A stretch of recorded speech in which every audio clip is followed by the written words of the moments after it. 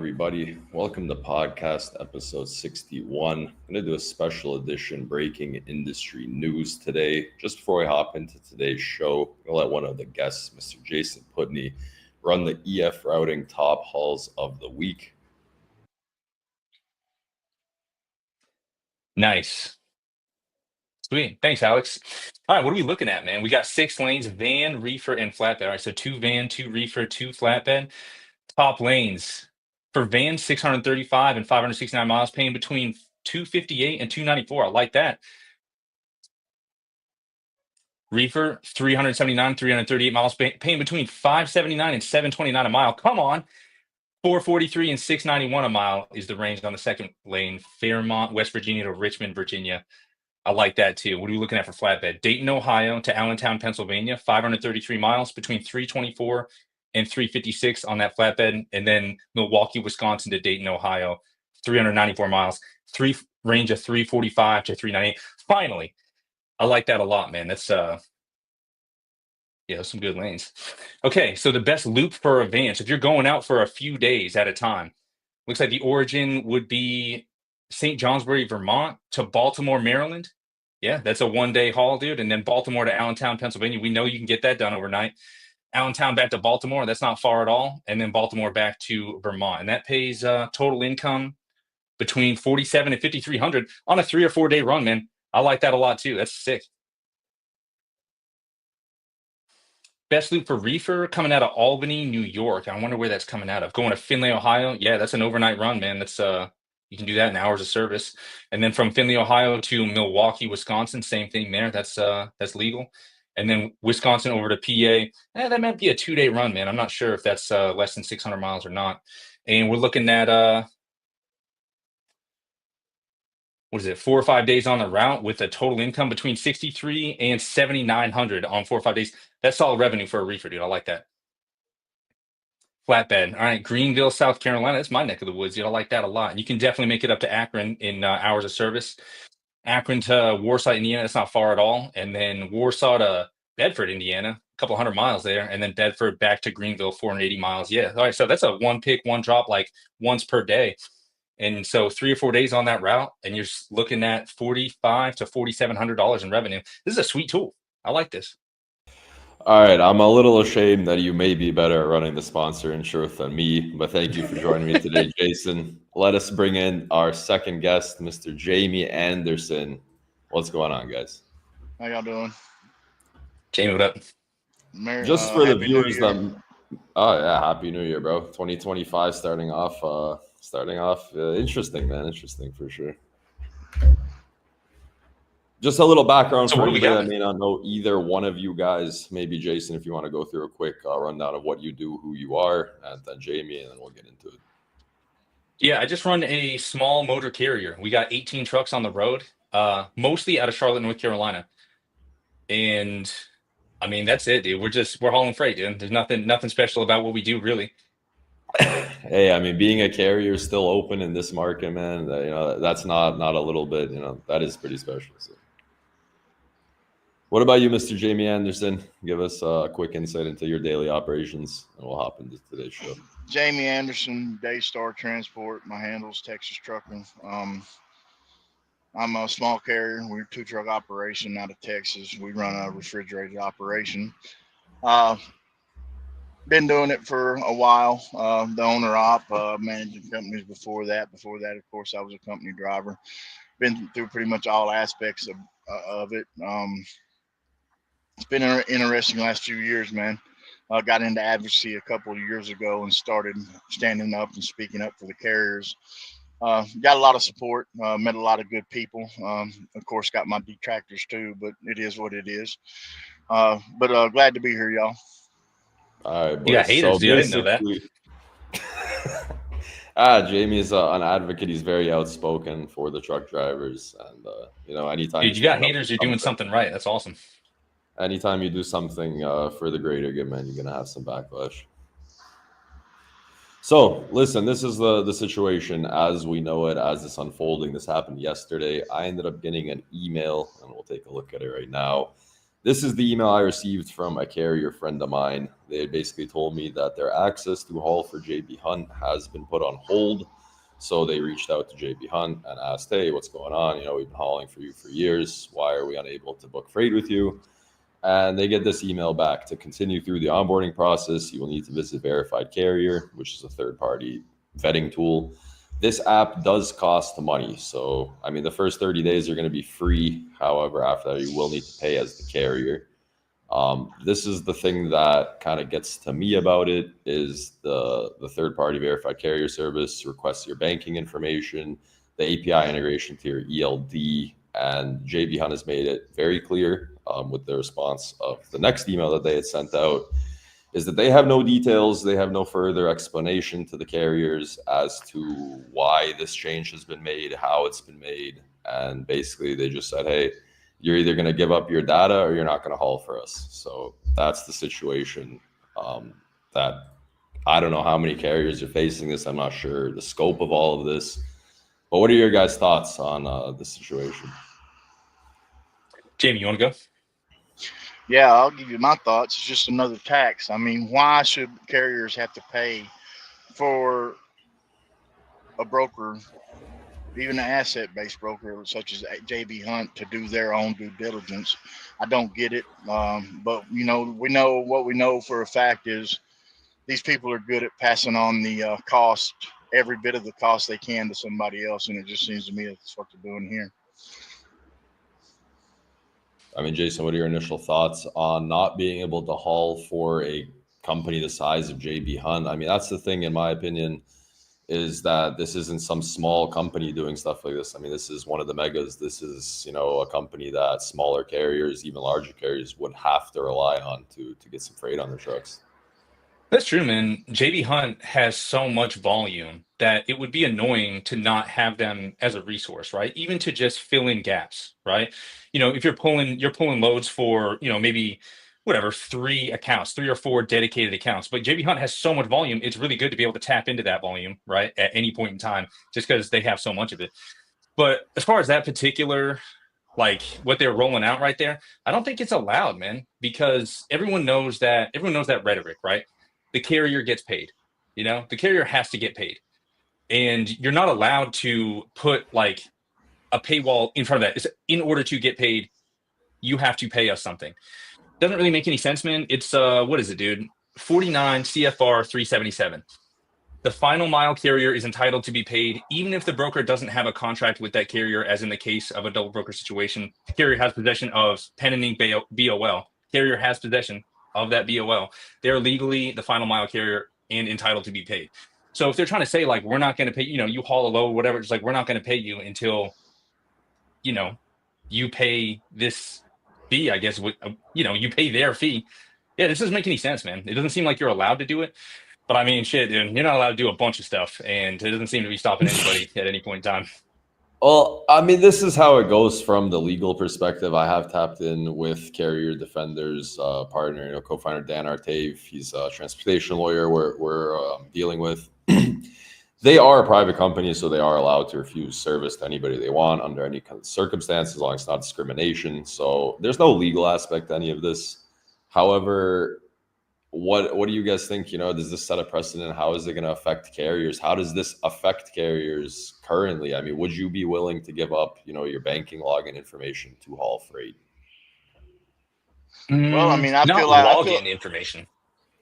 Yeah, sorry, I feel sorry, like we already do that anyways. They already have our banking information and everything. But yeah, but do they have their username and password? That's the question. No, I'll never give that to nobody. But the downstream effects of this, where is it going? If a company the size of JB Hunt and people are not willing to go that route and give up their information, their private personal information, what kind of effect is that going to have downstream on the rest of the market? That's the question we got to ask ourselves. It is possible not to work for JB Hunt. I haven't worked for JB Hunt in years and years. My experience with JB Hunt back when I was a carrier on the dry van side of things was not a lot of freight. But when you get into the power only stuff, they're a really powerful broker in the power only space. So it's easy to sort of dismiss them on a dry van, a reefer, or flatbed situation. But if you're a carrier that's running power only, or you need, it's power only freight, it starts to get a little more tricky that way. Yeah.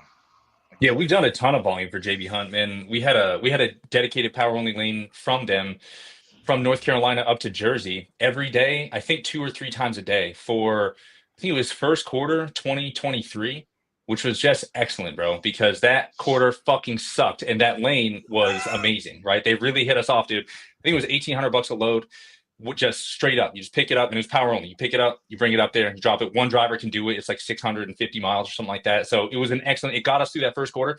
And then it just ended all of a sudden, right? So never miss a load, dude. Couldn't miss one of those loads. We needed that revenue. And so we knocked that out, man. And it was, excellent service, dude. They had all this praise for us, right? All this praise, dude. They're like, you're one of our best carriers out of North Carolina. We just nailed it. And then, dude, within 6 months, we got that account shut off. Like we lost access. Similar email to what you showed for a reason that they won't say. It could be a reason. It could be no reason, but we don't know because I don't know if anyone else, I don't know if you've dealt with that situation. JB Hunt will not tell you if they like inactivate your account, deactivate. You can't find out why that is. So I've inquired a bunch of times. We've lost it like a year ago. Not that big a deal. Like Jamie said, it's like you can work without JB Hunt. It's not that big a deal. But sometimes you could use what they got. You could use a little, there's a gap that you got to fill, and they just have all that volume, especially like you said in power only. You can get stuck somewhere power only. You're in Pennsylvania and you're stuck up there. There's no power only going anywhere. You got to deadhead to fucking Indiana to get something. Not happening. And JB Hunt has that like amazing power only network. But I don't know, man. I don't give a fuck. JB Hunt sucks, dude. I've had a bunch. Dude, I did have that amazing lane with them, but I've had enough bad experiences. Even with the power only, you go to pick up their trailer. There's another truck hooked up to that trailer. They sent you 50 miles to go get it. There's another truck hooked up to it. That person's not there. They're home for the weekend or whatever. You can't pick up the trailer. There's nothing else in sight. You just wasted all your time. There's a million of those situations that have happened, dude.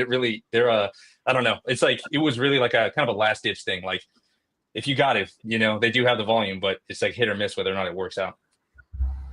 Well, that's what Jimmy, where do you think this affects carriers from, like an operating standpoint? How do you think forcing carriers into, paying for their own vetting at that point? What's the trickle down effect this might have on carriers moving forward?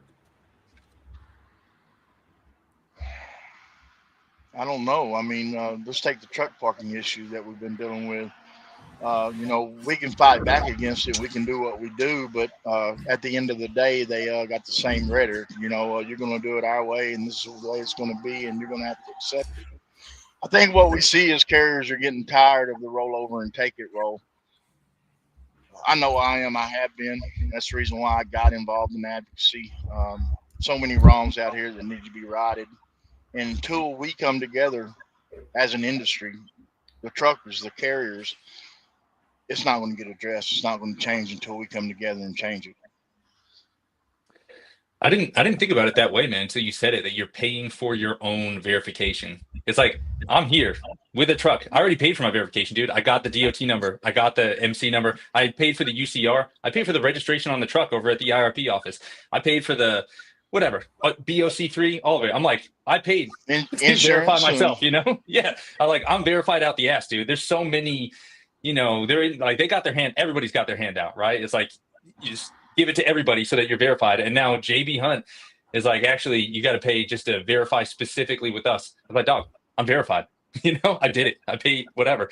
Like I get what they're coming from as far as whatever. They're trying to fight fraud, and that's a real big problem. But it's like, dude, you want me to pay for that? It's like, I don't know.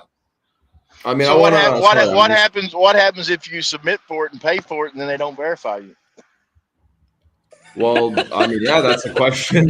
That's the question we would have to ask the company, right? I don't have the answers to these things. Let me read this to you guys. This is a comment coming out of the third-party company that JB Hunt has decided to go with for the verification. So this is the comment that we got. Thanks for bringing this up, Alex Bates. I'm the customer success manager at Verified Carrier. Verified Carrier was started to protect carriers, brokers, and shippers as fraud is only getting worse. Unlike other platforms that shut carriers off based on algorithms, We take a different approach by focusing on verification and giving carriers a second chance after they've been shut off other platforms. So they're taking in carriers that have been freight guarded or turned off. I'm not sure how that, but I don't know. Anyways, our goal is that, so they're taking in the carriers that have already been struck on other platforms. That's a weird comment. So is that the carriers that JB Hunt's after, the ones that'll work cheaper because they've been cut off from other platforms or other? Hey, this is not my ones words. that are willing to pay to. I mean, they want the cheapest truck, right? I mean, is that how they're getting it? All right, let me continue. That was a weird thing to say. Our goal, so this is going back to the comment from verified carrier personnel. Our goal is to advocate for carriers, not penalize them. In fact, we've helped thousands of legitimate carriers that were shut off by other vetting platforms and could not work with brokers to get back in good standing with them. The small monthly fee helps us. The small monthly fee provided by the carrier. Let's clarify that. Helps us provide continuous monitoring so carriers are alerted if their information is ever misused, which happens more often than people think. We also help verified carriers stand out by building trusted brokers and shippers. This year, we're rolling out more benefits to carriers like insurance discounts, fuel savings, and more. At the end of the day, we're here to help carriers succeed in an industry with bad actors, and she's happy to answer some further questions. So hopefully we'll have that opportunity to speak with her one day. So what are you guys thinking from hearing that? Wow. This guy said, that's wow, all I bro. can say is wow. This guy just said, wow, bro. Yeah, dude, I can't tell what they're like. It's a little bit confusing. We're helping carriers that have been shut off because of other verification, so like our other verification companies illegitimate, or like, they have errors in them which shut carriers out in error, and then they're saying that like we won't do that, or is it like you said, like they're talking about Kira 411, they got freight guarded on there, and now we are gonna take them, not do that. It's really I don't know, dude. It's a confusing product, man. It's kind of it's a shitty pitch, or no offense to no offense, lady. Well, I mean, they're focusing on the carrier and making the carrier pay for their verification. But what about the broker side? I mean, how many brokers out there in the same boat? So where's that? No, listen. Let me clarify something here after a stint of going through their website. So the brokerage pays for the service and the carrier pays for the service. So both parties are paying that company for the service. Both parties. They're winning. Yeah, they winning, ain't they?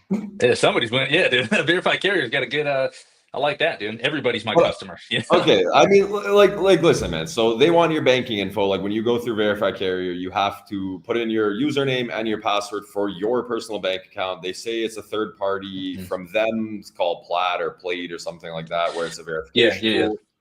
So it's not them. They're not getting access to your bank account. They say that they use that third-party Plaid platform. That's who's getting your username and password. So they're getting back a filtered version of your transaction lists. And I listened to a different podcast, and the reasoning was that if somebody buys an MC number or if they're getting a bunch of quick pays, then you're going to be able to see that they're kind of like scammers. What do you guys think about giving access, to your transactions just to get verified? I mean, well, here's a problem. Like me, we bank at a First National Bank. In fact, First National Bank doesn't even, that you can't use Plaid with them. They will not approve it. So I mean, that right there would eliminate me from being able to set up and run for JB Hunt, because my bank will not use Plaid. It's a problem, and that's a fact, because I've tried to use it with my fuel card, and it would have made it more to where we could set our dates where we wanted them instead of had to fall within a certain date with our provider. But again, our bank refused to let us use Plaid. So our bank says no Plaid. Yeah, so then I guess any carrier of First National Bank is now disqualified from hauling for JB Hunt. That's crazy. Yeah, I mean, I just want to go into this. Let me correct that. They was First National and we couldn't use Plaid. Now they're Harmony Bank and we can't use Plaid. So okay, so even more disqualifications coming across the board. I mean, I just want to look at this. So the bottom is their reply from the carrier. We don't want to pay for that service. So why is our account not working? What do we need to reopen to book loads with JB Hunt? JB Hunt's reply is just, unfortunately, this is the only way.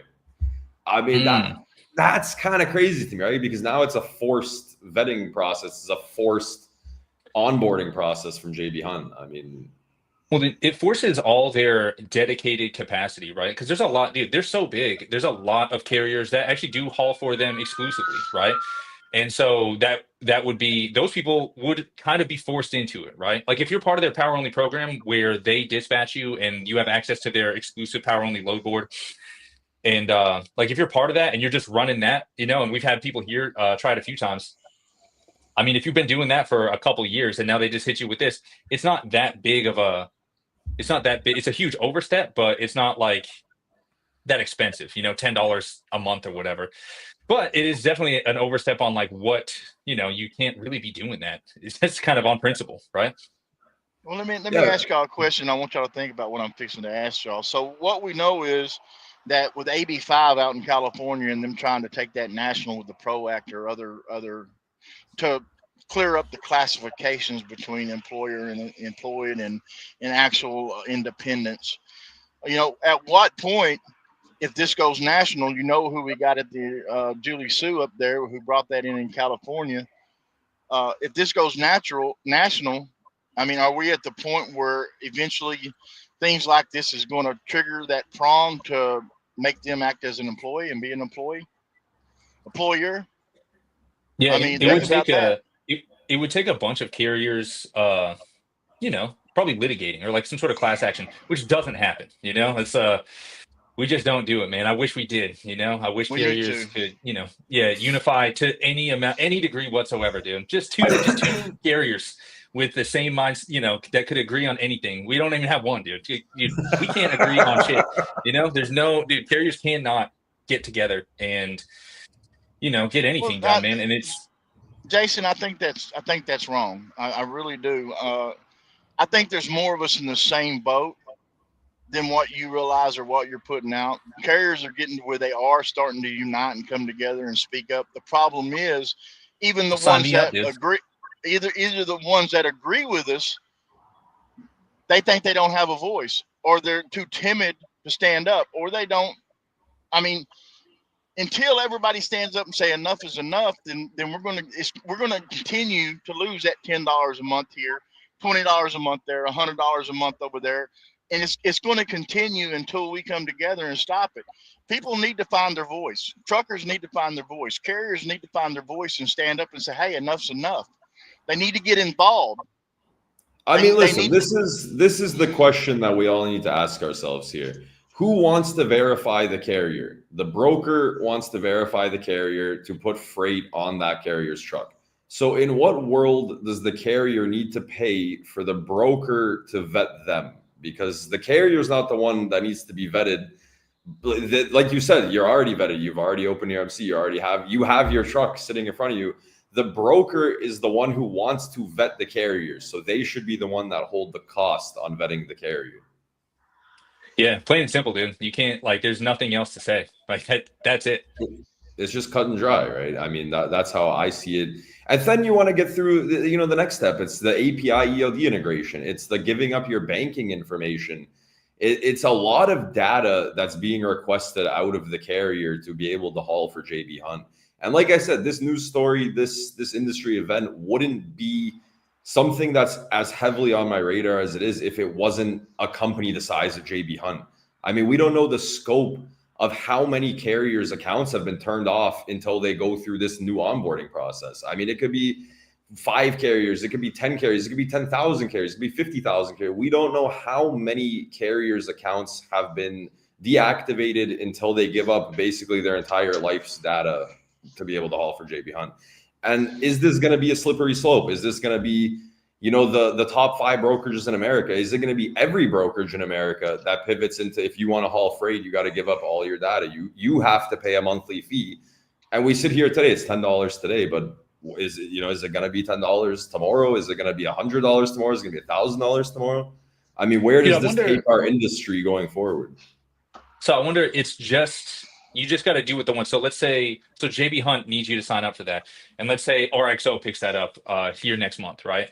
And I don't know, Convoy picks it up the month after that. And there's like, there's whatever. Maybe it's like you said, the top 5 or 10 brokerages that are just doing the most volume. And now it is starting to affect like way too many people. But is it just you? Is it per company that you're paying, or you just pay one time? Like, so you're No, paying the $10. That's it for that's all it. of these, right? Or is it so you wouldn't have to pay it again because Convoy now requires that. You wouldn't have to pay it again because RXO requires it after that. From my So it's just a one time. understanding, is that you would pay the third party a monthly subscription, and then, like you said, if Convoy picked up the same third party, then you should technically, in theory, be covered under that one-time subscription each month. But what happens when we start to get a fragmented market? What happens when there's a new third party, and then you're going to end up. You remember when Netflix came out? They're like, this is going to kill cable television because we only have to pay $7 for Netflix. And then Hulu came out, and then Disney Plus came out, and then Crunchyroll. And then you just end up paying like 17 monthly subscriptions. You might as well have just stuck with your one cable subscription. I mean, that's where I see this going. Like you said, if it stays. But even if it does stay, right, then you're still giving up that banking logins. And I just don't feel comfortable with any vetting tool asking me for my banking login information. That's me personally. I mean, do they want to, like, do they want to pay me within like 24 hours of doing that load? Because now it's a different story. Do you want my banking information? If you're going to pay me, and I don't have to jump through a million fucking hoops to get paid 45 days from now. I can make some concessions. You can have all the information you want if you fucking pay me after I do the work. That's fair. I mean, Jamie, what do you think? I mean, let me ask you something. So let's go a little bit further down this rabbit hole here with what we're talking about the. No, a rabbit hole is like exactly the thing to call this, because I got this email yesterday and I've just been traveling down this rabbit hole since last night. Well, think about it. We're extending credit to the brokers, to the shippers. And then we have to turn around and pay for factoring. So we're paying for the credit we extend. Lumpers.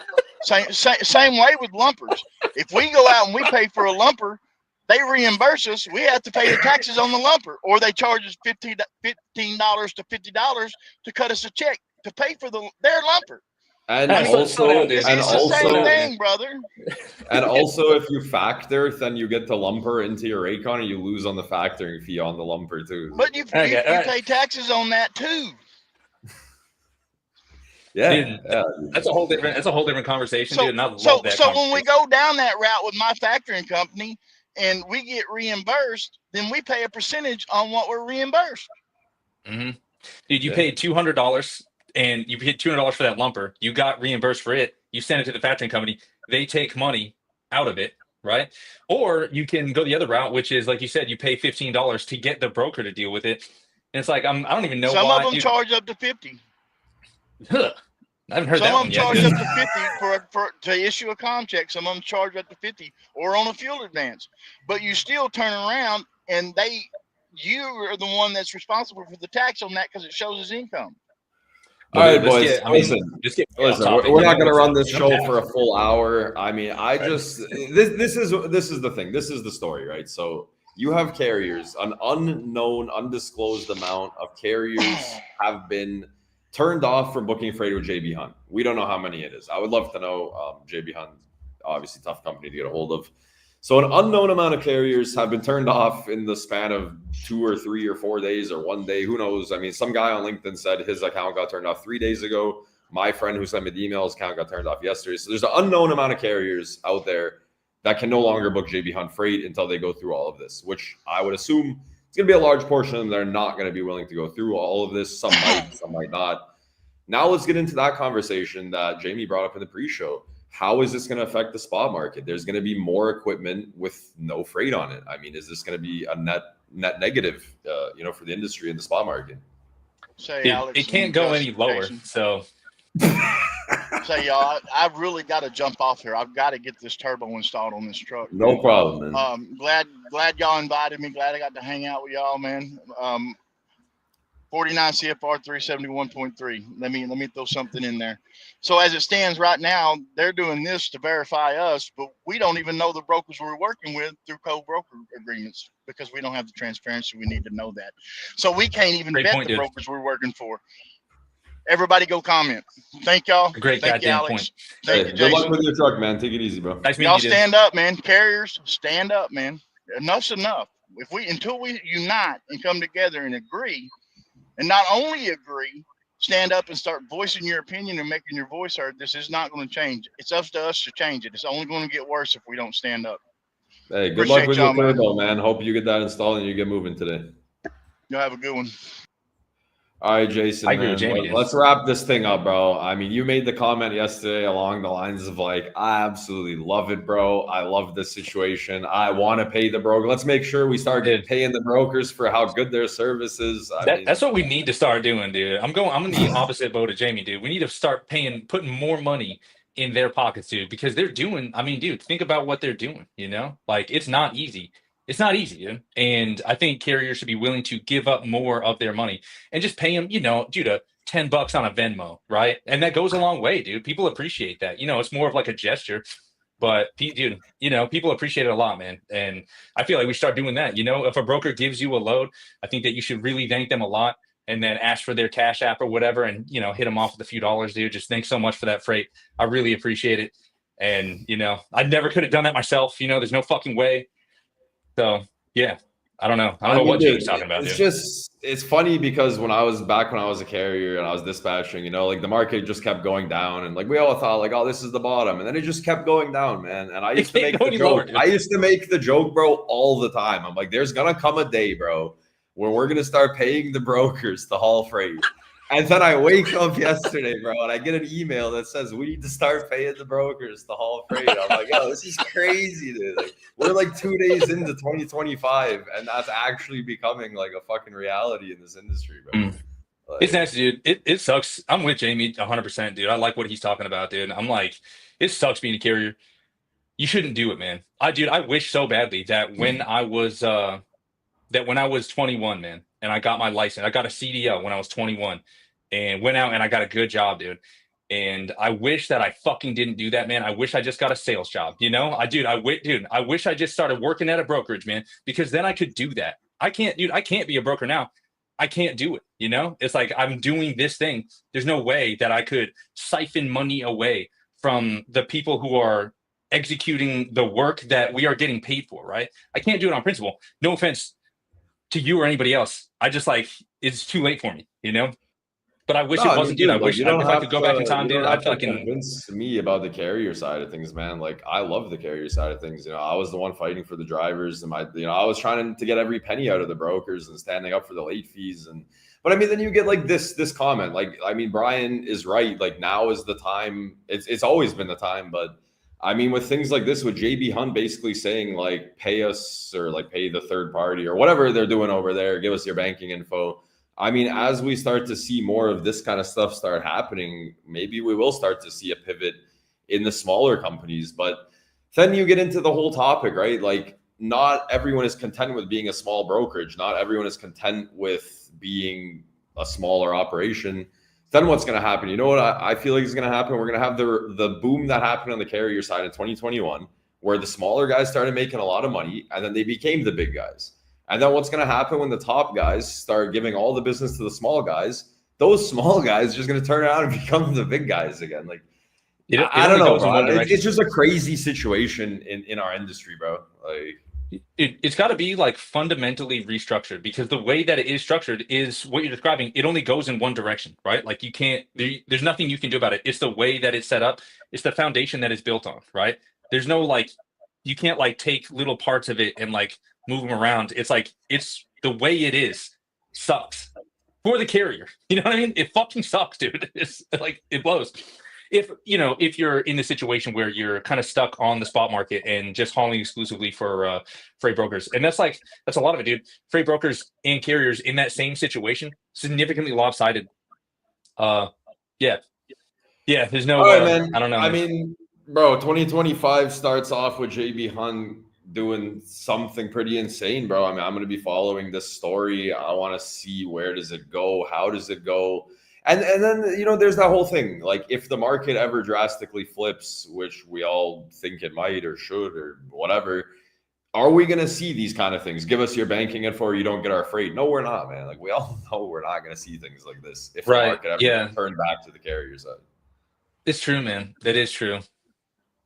Right? Like, if there wasn't 8 million trucks for every one load in America, they wouldn't be like this stringent on the security measures. Anyways, man, that seems like a good place to leave it. JB Hunt, I will be following what they're doing and what's going on with all of this. Thank you for joining me today, man. And how's Dr. Mario going just before you get out of here? You playing? Man, I'm trying to set goals for 2025, dude, and that's one of them, you know, because I fell off. I was doing a lot of speed runs early 2024, and I had a speed run partner, so I was doing real good up until, I mean, it fell off quick, dude. I probably made it through till like March. My partner quit.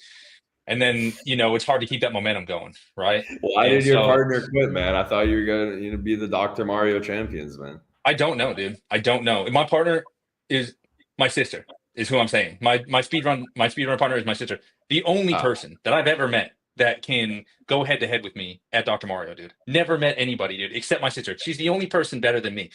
And I don't know what it was, man. I don't know if she lost confidence or if she thought I was full of it, you know, because I'm telling her that, like, we are doing this so that we can go to the tournament in Ohio at the end of the year. And she just, I don't know if she like lost. Yeah, I feel like she might have lost confidence or something like that. I feel like you probably started talking a little bit about your issues as being a motor carrier while you were doing these speed runs. And she was, I don't really want to listen to this guy talk about trucking anymore. I think I'm going to just head out, bro. Yeah, that's probably it, dude. Yeah. No, right, so one of my goals for 2025 is... And we're going to see what happens, man. Keep an eye on it and stay safe out there, bro. All right. I appreciate it, man. Later. Peace, man. It's going to wrap up podcast episode 61, a special breaking industry news topic. I mean, JB Hunt has introduced some new onboarding practices, turned off God knows how many carriers in the process, and we'll see how it all plays out. That's going to be it for me. Have a good day, everybody.